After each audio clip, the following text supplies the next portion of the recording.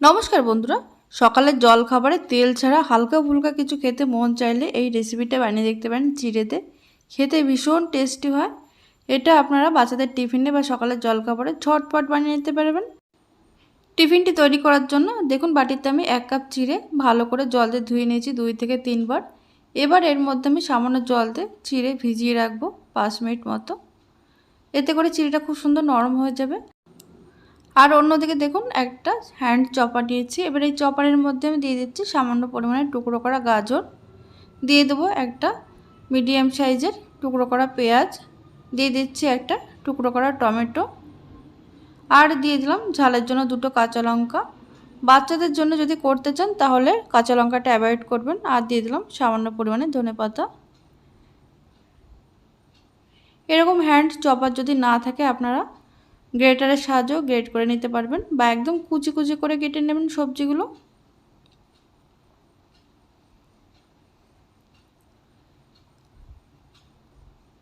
দেখুন এগুলো চপড করা হয়ে গেছে। আর অন্যদিকে চিড়েটা কিন্তু খুব সুন্দর ভিজে নরম হয়ে গেছে আর জলটা বেশ টেনে নিয়েছে দেখুন।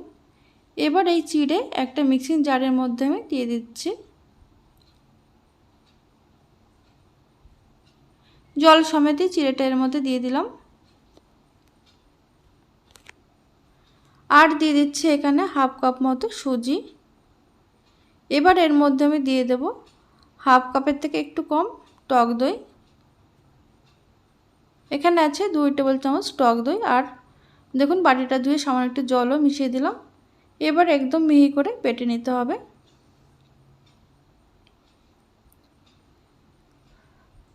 মিশ্রণটা বাটিতে ঢেলে নেওয়ার পর মিক্সিং জার দিয়ে সামান্য একটু এর মধ্যে জলও মিশিয়ে দিলাম। এবার এই ব্যাটারটা আমি খুব ভালো করে ফেটিয়ে নেব।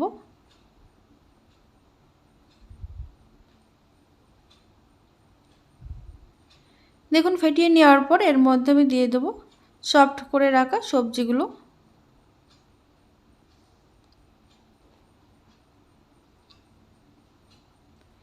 এবার এটা খুব ভালো করে মিশিয়ে নিতে হবে।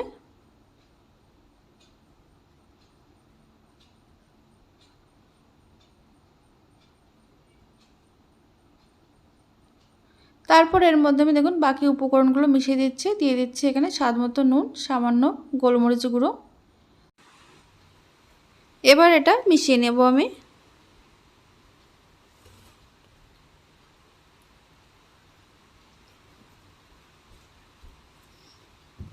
দেখুন খুব ভালো করে মিশিয়ে নেওয়ার পর এবার অন্যদিকে গ্যাসে আমি একটা ফ্রাই প্যান বসিয়েছি।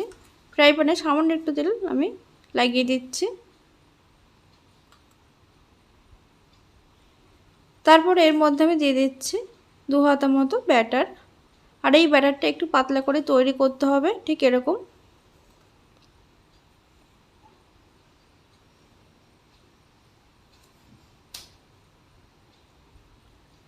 গ্যাসের আঁচ লো টু মিডিয়ামে রেখেছি। লো টু মিডিয়ামে রাখার পর দেখুন 1 থেকে 1.5 মিনিট রাখার পর এটা পুরো উপরটা এরকম শুকনো হয়ে এসেছে।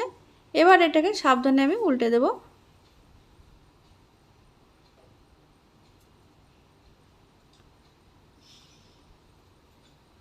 উল্টে দিয়ে আরও 30 থেকে 40 সেকেন্ড রাখতে হবে এইভাবে লো টু মিডিয়াম আছে। দুপাশে কিন্তু খুব সুন্দর একটা কালার চলে এসছে। একদম রেডি হয়ে গেছে দারুণ স্বাদের চিড়ে আর সুজিতে হেলদি ব্রেকফাস্ট রেসিপি। এবার এটাকে আমি নামিয়ে নিচ্ছি। একইভাবে সবগুলো রেডি করে নিতে হবে। তাহলে বন্ধুরা আজকের রেসিপি ভালো লাগলে লাইক, কমেন্ট, শেয়ার করতে ভুলবেন না।